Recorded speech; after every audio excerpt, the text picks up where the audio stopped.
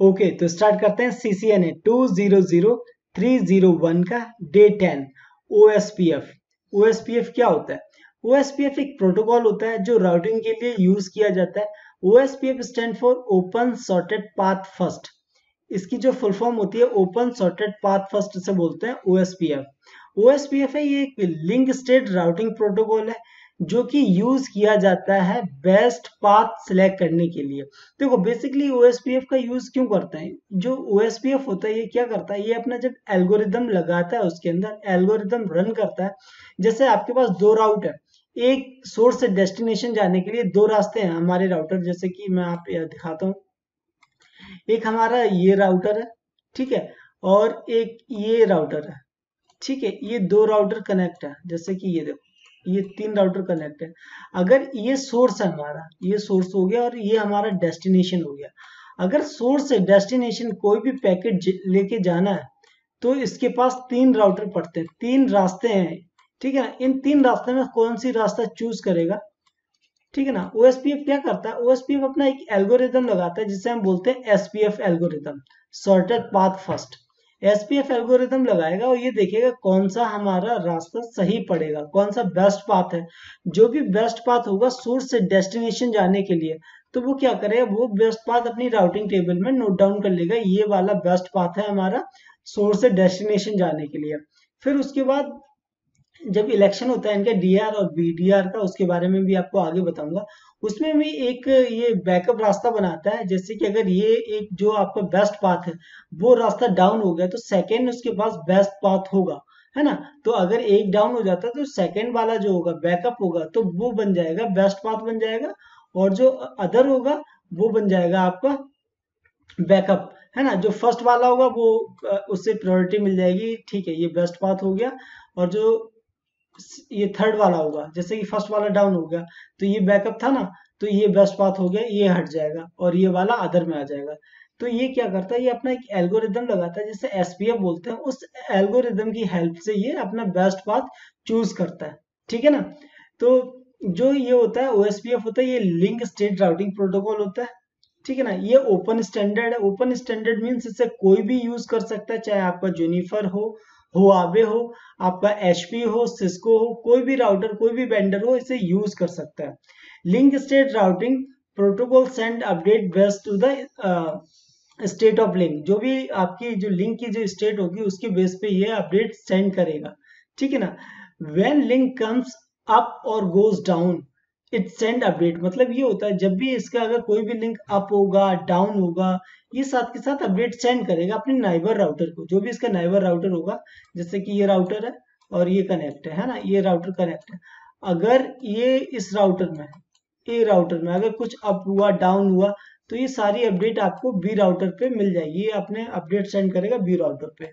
OSPF uses the sorted path first algorithm। जो इसका algorithm होता है उसे हम SPF एल्गोरिदम बोलते हैं, sorted path first। तो ये एल्गोरिदम की हेल्प से अपना बेस्ट पाथ चूज करता है। OSPF में जो IP प्रोटोकॉल टाइप होता है वो होता है 89।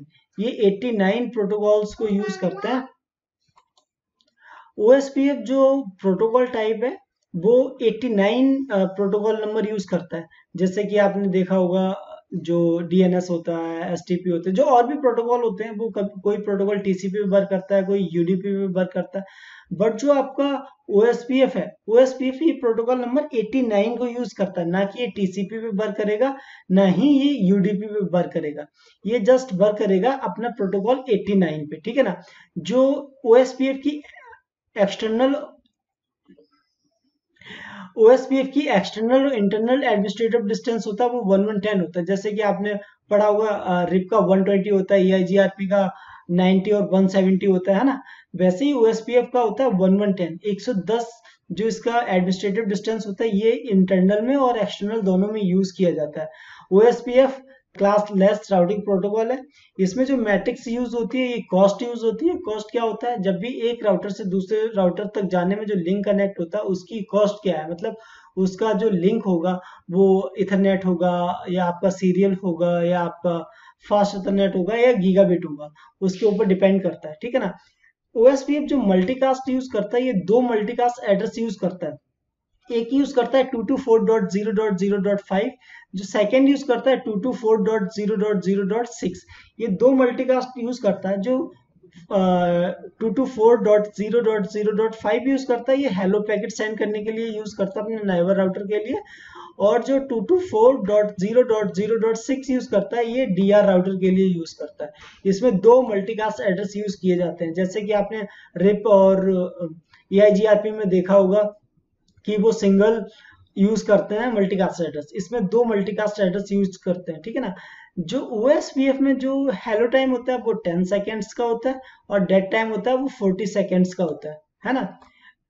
ये 10 सेकेंड्स होता है इसका हेलो टाइम, जब भी हेलो मैसेज सेंड करता है एक राउटर अपने नाइबर राउटर को, डायरेक्ट कनेक्टेड जो नाइबर राउटर होगा उससे 10 सेकेंड्स में, और डेड टाइम जो होता है इसका वो होता है 40 सेकेंड्स। OSPF यूज करता है वाइल्ड कार्ड मास्क। इसमें वाइल्ड कार्ड मास्क का इंट्रोड्यूस कराया हुआ है, जैसे कि आपने EIGRP और RIP में वाइल्ड कार्ड मास्क नहीं था, ये वाइल्ड कार्ड मास्क केवल आपको इंट्रोड्यूस कराया है OSPF में। वाइल्ड कार्ड मास्क क्या होता है, जस्ट अपोजिट होता है ये सबनेट मास्क के। जैसे ये सबनेट मास्क लिखा है आपका 255.255.255.0, तो ये सबनेट मास्क है। इसका जस्ट अपोजिट होगा वाइल्ड कार्ड मास्क। जो 255 है इसका 0 हो जाएगा, 255 इसका भी 0, 255 इसका भी 0, 0 का हो जाएगा 255, ठीक है ना। ये इसका वाइल्ड कार्ड मास्क है। वाइल्ड कार्ड मास्क का आपको अच्छे से समझाऊंगा वाइल्ड कार्ड मास्क होता कैसे है, हम कैसे से लिखते हैं। अगर यहाँ पे 230 आ गया है ना, सबनेटिंग की हुई इसके यहाँ पे 230 आ गया, तो इसे 230 को हम कैसे लिखेंगे, ये सारी चीजें आपको आगे एक्सप्लेन की जाएगी, ठीक है ना। अब हम बात करते हैं, OSPF सपोर्ट करता है MD5 और क्लियर टेक्स्ट, जो इसका ऑथेंटिकेशन होता है। ऑथेंटिकेशन के लिए यूज करता है ये MD5 को भी और क्लियर टेक्स्ट को भी। मैसेज डायग्नोसिस 5 जो इसकी इंक्रिप्शन होता है ना, वो MD5 और क्लियर टेक्स्ट ही दोनों को यूज करता है, दोनों को सपोर्ट करता है। और जो ये सपोर्ट करता है समराइजेशन, जो समराइजेशन सपोर्ट करता है ये करता है ओनली ABR राउटर पे। जो भी आपका ABR राउटर होगा, ABR stand for area border router, A area, B border, R router, ABR area border router. जो भी आपका एरिया बॉर्डर राउटर होगा उस पे ही समराइजेशन सपोर्ट करेगा। अब आप बोलोगे एरिया बॉर्डर राउटर क्या होता है, देखो जैसे कि ये तीन राउटर है हमारे, ठीक है ना, ये 3 राउटर है। अगर ये राउटर इससे कनेक्ट है, ये इससे कनेक्ट है, ये है एरिया 0, ये एरिया 1 और ये एरिया 2। एरिया 2 भी 0 से कनेक्ट है, एरिया 1 भी 0 से कनेक्ट है। तो एरिया जो एरिया 1 है ये 0 से लेके 2 तक कनेक्टिविटी है इसकी, लेकिन थ्रू किसके है, 0 बैकबोन के। तो ये हो जाएगा आपका ABR, मतलब एक एरिया से दूसरे एरिया में कम्युनिकेट जो कर रहा है उसे बोलते हैं हम ABR राउटर, ठीक है ना। तो ये जो ABR राउटर होता है इसी पे समराइजेशन होगा। आप अगर इस पे करना चाहोगे समराइजेशन नहीं होगा, 1 या 2 पे नहीं होगा। ये जो आपका राउटर B है, जैसे कि ये राउटर A हो गया, ये B हो गया और ये C हो गया, तो राउटर B पे समराइजेशन होगा। जो भी आपका एरिया बॉर्डर राउटर होगा उसके ऊपर समराइजेशन होगा। OSPF के लिए हाई मेमोरी और हाई CPU चाहिए होता है, क्योंकि ना इसमें अनलिमिटेड आप होप काउंट लगा सकते हो, अनलिमिटेड राउटर लगा सकते हो। जैसे कि आप रिप में आप 15 लगा सकते थे, है ना, या GRP में आप बाय डिफॉल्ट 100 लगा सकते हो, बट उसे ट्यून करके आप 255 कर सकते थे, 255 तक आप लगा सकते थे। लेकिन इसके अंदर आप अनलिमिटेड राउटर लगा सकते हो, ठीक है ना। OSPF वर्क ऑन एरियाज, इसमें एरिया का कॉन्सेप्ट आया है। एरिया 0 क्या होता है, बैकबोन एरिया क्या होता है, ये टेक्नोलॉजी आप जो भी टेक्नोलॉजी है इसके बारे में आपको जो भी नेक्स्ट वीडियो आएगा उसमें अच्छे से बताया जाएगा। इसमें एरिया का कॉन्सेप्ट कौन सा होता है, कौन सा बैकबोन एरिया होती है, और कौन सी आपकी एरिया 0 है। 0 को ही, जो एरिया आपकी 0 होगी उसे हम बैकबोन एरिया बोलते हैं, ये आपको आगे बताया जाएगा, ठीक है ना। इसमें जो आपका OSPF होता है इसमें 3 टेबल्स बनती हैं। एक राउटिंग टेबल बनती है, ठीक है ना, एक आपकी टोपोलॉजी टेबल बनती है, और एक आपकी नेबर टेबल बनती है। नेबर टेबल में इसकी नाइबर की डिटेल्स होती है, टोपोलॉजी में टोपोलॉजी की, और राउटिंग में राउटिंग्स की डिटेल्स होती हैं, ठीक है ना। ये 3 टेबल्स बनाता है OSPF packet are only send to the neighbour of on areas. OSPF क्या करता है, जो भी पैकेट होते हैं ये सेंड करता है अपने, जो भी उसके खुद के एरिया के जो भी पैकेट्स होंगे, जो भी उसकी एरिया होगी, तो ये सारी चीजें अपने नाइबर को सेंड करता है है ना, जो भी अपडेट होगी वो अपने नाइबर को सेंड कर रहा है। दूसरा राउटर होगा वो अपने नाइबर को सेंड करेगा, थर्ड राउटर होगा वो भी अपने नाइबर को सेंड करेगा, ठीक है ना। जो भी पैकेट्स होते हैं ये केवल अपने नाइबर को सेंड करते हैं। ओएसपीएफ होता है ये routed protocol IP version 4 IP version 6 दोनों को सपोर्ट करता है। जो भी राउटेड प्रोटोकॉल होता है आपको बताया था, राउटेड प्रोटोकॉल होता है आईपी वर्जन 4 और आईपी वर्जन 6, और राउटिंग प्रोटोकॉल होते हैं आपके रे, पीआईजीआरपी, ओएसपीएफ, आईएसएस, बीजीपी, ये राउटिंग प्रोटोकॉल है। तो राउटेड प्रोटोकॉल, दोनों राउटेड प्रोटोकॉल को सपोर्ट करता है ओएसपीएफ, आईपी वर्जन 4 को भी और आईपी वर्जन 6 को भी।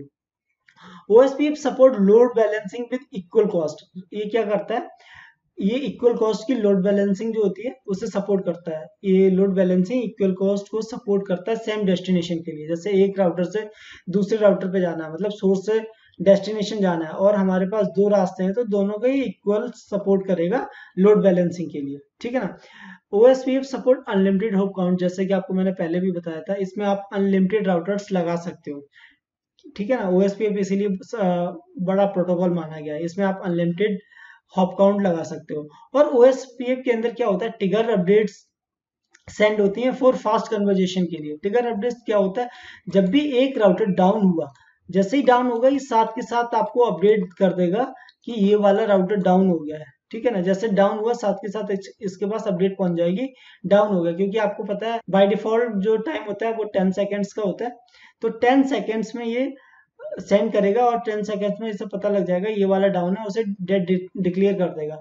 लेकिन जो ट्रिगर अपडेट्स क्या होती है, साथ के साथ जैसे ही कोई भी चेंजेस हुए, है ना, राउटर डाउन हुआ राउटर अप हुआ, तो साथ के साथ ये सेकेंड जो आपका नाइबर राउटर है उसे इन्फॉर्म कर देगा कि ये राउटर अप आ गया, ये राउटर डाउन हो गया, ठीक है ना। इसलिए ये ट्रिगर अपडेट्स का यूज करता है।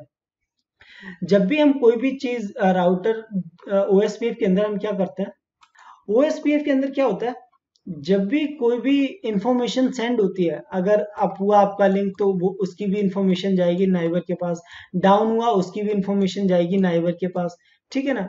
तो जो भी इंफॉर्मेशन जाती है ये एक सीक्वेंस नंबर लगा के भेजता है। जैसे कि हम यूज करते हैं ना 1 2 3 4 5 6 7 8 9 10, ऐसे ही इसका एक सीक्वेंस नंबर होता है जो स्टार्टिंग होता है 0x800000001, ठीक है ना। जैसे कोई भी अपडेट हुआ या डाउन हुआ, कोई भी अपडेट आए, तो वो सीक्वेंस नंबर एक इंक्रीज कर देगा, 1 के बाद ये 2 कर देगा, ये देखो ये लगा ना, ये सीक्वेंस नंबर है। ये क्या करेगा, ये 1 है। जब भी कोई सेकंड अपडेट आएगी या डाउन हुआ है कुछ भी हुआ, अगर कोई अपडेट्स आई उसके पास, कोई भी इंफॉर्मेशन आई है, सीक्वेंस नंबर इंक्रीज कर लेगा, यहाँ 2 कर देगा, यहाँ 3 कर देगा, 4 कर देगा, 5 कर देगा। तो ये इंक्रीज करता रहता है अपना सीक्वेंस नंबर, तब तक इंक्रीज करता रहता है जब तक इसकी वैल्यू 0x800000001 की वैल्यू अगर x0x7ff नहीं हो जाती, तब तक ये 1 इंक्रीमेंट करता रहता है, 1 बाई 1 इंक्रीमेंट करता रहता है, जैसे 1 2 3 4 5 6, और ये ff करता रहता है। और ये ff क्या होता है, आपको बताया था, ये होता है 15 में काउंट होता है f, क्योंकि ये होता है आपका हेक्साडेसिमल में, और आपको पता होना चाहिए हेक्साडेसिमल कैसे लिखा जाता है, ठीक है ना। मैं आपको ये भी बताऊंगा हेक्साडेसिमल कैसे लिखा जाता है, बाइनरी कैसे लिखा जाता है और डेसिमल कैसे लिखा जाता है। देखो जो बेसिकली डेसिमल होता है वो 1 से 10, उसको हम कैसे कन्वर्ट करते हैं, कैसे लिखते हैं, वो सारे चीज उसके अंदर आपको बताएगी। आप प्लेलिस्ट में जाके आईपी वर्जन 6 फुल कोर्स आप सर्च करेंगे तो आपको वहां मिल जाएगा, ठीक है। अब हम बात करते हैं ट्रबल शूट की। जो हमारा ओएसपीएफ होता है ये हार्ड ट्रबल शूट होता है, मतलब बहुत ज्यादा कॉम्प्लेक्स होता है और हार्ड टू ट्रबल शूट होता है, क्योंकि ये इसमें अनलिमिटेड राउटर्स कनेक्ट होते हैं। अगर जिसमें अनलिमिटेड राउटर्स कनेक्ट होंगे वो थोड़ा सा हार्ड ट्रबल शूट होगा, ठीक है ना। और ये वीएलएसएम और राउट समराइजेशन को सपोर्ट करता है, बट सपोर्ट करता है एबीआर राउटर पे। जो भी समराइजेशन होती है ये एबीआर राउटर पे सपोर्ट करता है, ठीक है ना। अब हम बात करते हैं टर्मिनोलॉजी की। इसकी टर्मिनोलॉजी क्या क्या होती है, देखो मैं बेसिकली आपको बता देता हूँ।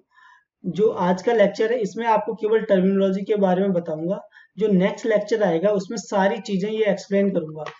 एरिया क्या होती है, एरिया का जो कॉन्सेप्ट इसमें इंट्रोड्यूस कराया गया, तो एरिया क्या होती है, बैकबोन एरिया क्या होगी, आपकी राउटर आईडी क्या है, राउटर आईडी का कहाँ यूज होता है, लिंक्स कौन कौन से होते हैं, है ना, कौन कौन सी स्टेट्स होती हैं, ओएसपीएफ कौन कौन से स्टेट ओएसपीएफ कौन कौन से स्टेट्स यूज करता है, एलएसए क्या होता है, एलएसडीबी क्या होता है ना, एरिया बॉर्डर राउटर एबीआर ये क्या होता है, इंटरनल राउटर कौन से होते हैं, बैकबोन राउटर्स कौन से होते हैं, है ना, डेजिग्नेटेड राउटर कौन सा होता है, बैकअप डेजिग्नेटेड राउटर कौन सा होता है, मतलब डीआर या बीडीआर ये कौन कौन से होते हैं, इनका मतलब क्या होता है, राउटर प्रायोरिटी क्या होती है ना, राउटर प्रायोरिटी क्या होती है, ऑटोनोमस सिस्टम बाउंड्री राउटर क्या है या कौन से होते हैं, इन सब के बारे में आपको अच्छे से एक्सप्लेन किया जाएगा वन बाय वन, जिसमें आपको area, backbone area, router ID, link state, LSA, LSDB, area border router, internal router, backbone router, DR router, BDR router, router priority